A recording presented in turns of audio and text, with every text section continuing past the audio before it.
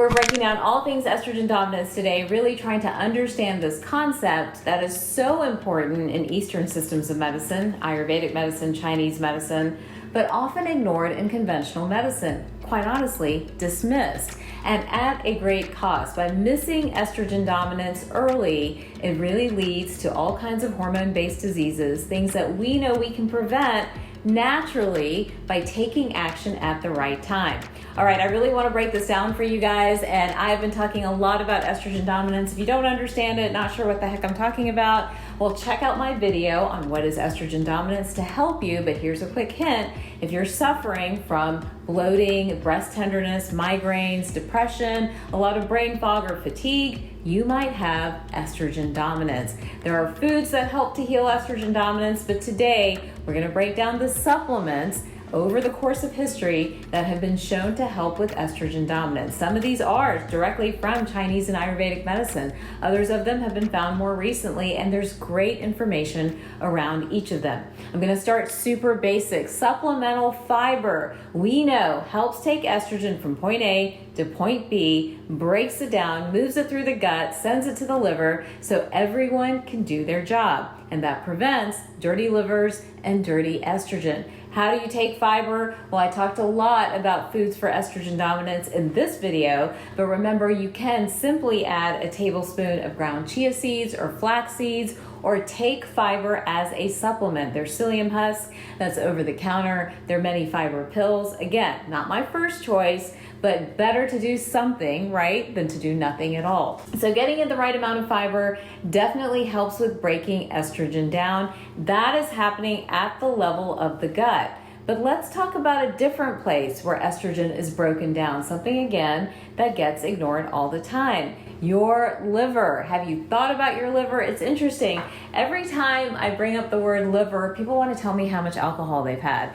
That's not what we want to talk about right now. We want to talk about what's happening within the liver in terms of breaking down estrogen. So some of these supplements I'm about to show you act directly on the liver and how the liver works. Now, here's a geek fact, a fun fact for you to remember when it comes to liver health. The liver is the laundromat of the entire body, responsible for breaking everything down, cleaning house, so to speak. There are two phases of breakdown for the liver. There's phase 1 detoxification and there's phase 2 detoxification. And each of these act on different phases. So let's start with the first one. This is calcium D-glucarate, which I actually take personally. I have estrogen dominance. But calcium D-glucarate acts on phase 2 of liver breakdown. So really helping with that second pathway in terms of taking estrogen, breaking it down, and making sure it's metabolized effectively. What acts on phase 1? Well, this supplement has something called DIM in it. DIM is one of our favorites. Again, works on phase 1 detoxification in the liver, and that in turn helps with liver metabolism, but also helps to take estrogen from point A to point B. Now imagine if you're not taking this stuff, or you have a stressful life, a really tough diet, we know we have a toxic environment, you're upset, you're angry, all of these make that liver incredibly more sluggish. So these are some of the things you could do to support the liver. Now let's talk about an all-time favorite. I've used this since the beginning of the practice at Center Spring MD. Silymarin is actually milk thistle. Milk thistle is an herb straight from Chinese medicine, straight from Ayurvedic medicine, literally helps to metabolize estrogen and clean the liver up. Many people will take milk thistle, speaking of alcohol, after a night of heavy drinking, or they'll take milk thistle if they've had a big vacation and they've noticed more bloating. But milk thistle is helping the liver get rid of the metabolites it needs to get rid of. You can take it as a tea, but this is a supplement form.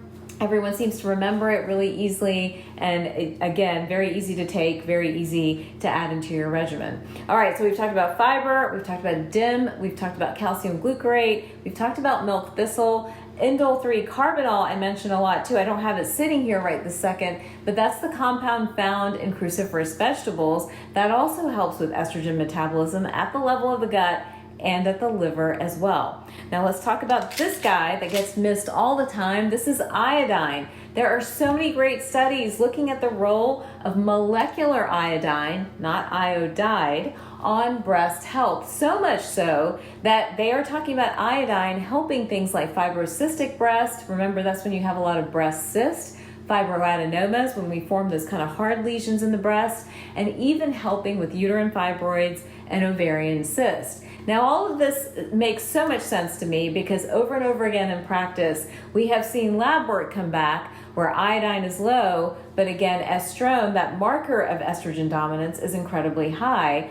Iodine being low leads to thyroid sluggishness, and again, that sluggish thyroid worsens your estrogen dominance. So iodine is something to take as well if you're suffering from estrogen dominance, but again, all of these, you really want to consult with your provider. And remember, iodine, you can get too much and you can actually become hyperthyroid. So it's very important to start by understanding what your thyroid levels are and what your iodine levels are. Remember, you want to check urinary iodine levels to have a good understanding of what's happening there before you automatically start to take iodine. Now, just like you have to be careful with iodine and make sure you're on molecular iodine, not just on iodide, remember, calcium glucarate has been shown to drop estrogen levels. So folks that go out there and they're going to do this on their own and take it, and all of a sudden they're getting low estrogen symptoms, everything from dry hair, dry skin, to vaginal dryness as well, it could be because you're on too much calcium glucarate. So tweaking all of this stuff, remember, everything lives in a sweet spot. You don't want too much, you don't want too little, you want everything to be just right. But to find that perfect sweet spot for you and understanding your chemistry, that really takes working with a partner, either an integrative or functional doctor who's really dug in and tried to understand detox pathways, estrogen levels, hormone levels, and so much more. And that's exactly what we do at Center Spring MD. So if you want our help, let us know.